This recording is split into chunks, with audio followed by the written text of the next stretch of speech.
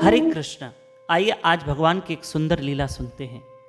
और मैं आपको बता दूं कि गुरु कृष्ण राधा रानी की कृपा से हम 31 अक्टूबर को उल्लासनगर शहर में एक दिन की सत्संग है हमारी। मैं आगे एड्रेस बता देता हूं। और 2 और 3 नवंबर हम इंदौर शहर में हैं, 2 दिन के प्रवचन है। आइए आज की लीला सुनिए। यदि आपको याद होगा कि परसों 27 अक्टूबर को आपने उखल बंधन लीला सुनी थी। उखल बंधन लीला जिसमें मैया यशोदा ने कन्हैया को रस्सी बांधी, पेट पे रस्सी बांधी, उखल से बांध दिया। अब 27 तारीख की कथा सुनना। आज तो 28 तारीख, 29 है ना।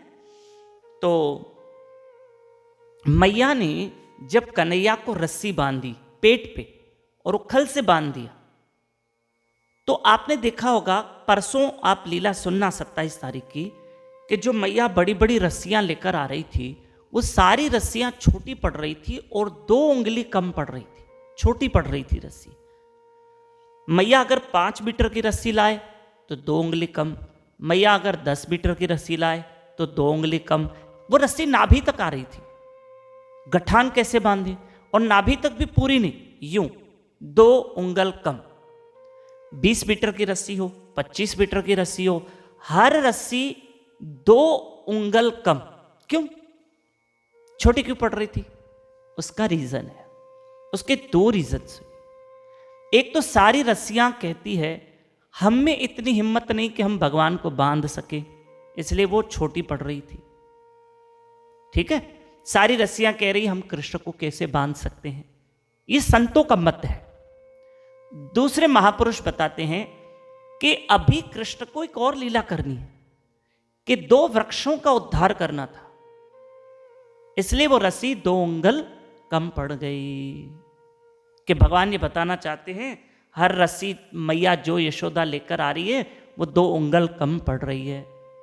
क्योंकि 2 उंगल इसलिए कि मुझे अभी 2 वृक्षों का उद्धार करना है। अब देखो कैसे कन्हैया लीला करते हैं।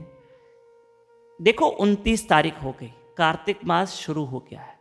इसी महीने को दामोदर मास कहते हैं। और जो ये हम लीला बता रहे हैं वो ये इसी कार्तिक मास में हुई है।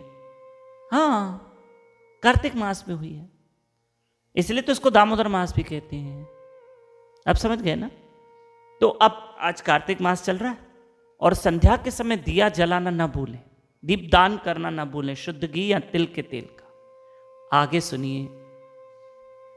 अब मैया ने कन्हैया को बांध दिया। एक रस्सी तो कन्हैया ने उठा के दी कि मैया बांधो, और मैया ने बांधा तो अब बंध गए कन्हैया। मैया अपने काम पे लग गई। और कन्हैया ने क्या किया, मेरे कान्हा ने जिस उखल से मैया ने बांधा उस उखल को गिरा दिया, और भगवान घुटनों के बल चलने लगे और पीछे उखल भी चलने लगी। और वहां नंद भवन में श्री कृष्ण के घर में 2 पेड़ थे। क्या थे? 2 वृक्ष थे। भगवान उन दोनों वृक्षों के बीच में से निकल गए और उखल ये देखो, ये उखल है, फंस गई दोनों वृक्षों में। और भगवान ने उखल को झटका दिया। रस्सी बंधी हुई थी ना उखल और पेट के बीच में, भगवान ने जोर से झटका दिया, दोनों पेड़ गिर गए और दोनों में से कुबेर देवता के 2 पुत्र प्रकट हो गए। ये दोनों कुबेर देवता के पुत्र क्या वृक्ष के जन्म में थे, वृक्ष योनि में थे? हाँ, क्यों? ये कथा मैं कल सुनाऊंगा। ठीक है, ये कथा कल मैं मंडे सुनाऊंगा। और आपको विशेष सूचना दूं कि कल 30 अक्टूबर हमारे गुरु महाराज श्री मधुसूदन बापू जी का जन्म उत्सव हम बड़े धूमधाम से मना रहे हैं उल्लासनगर में। जो आसपास उल्लासनगर में रहते हैं सभी आइए, उल्लासनगर वासी भी। शाम को 7:30 बजे श्री मधुसूदन बापू जी आश्रम उल्लासनगर 2 में जरूर आइए।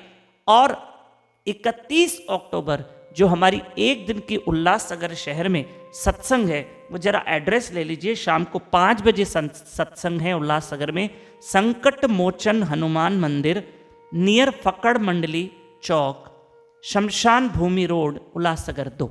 धन्यवाद। हरे कृष्ण।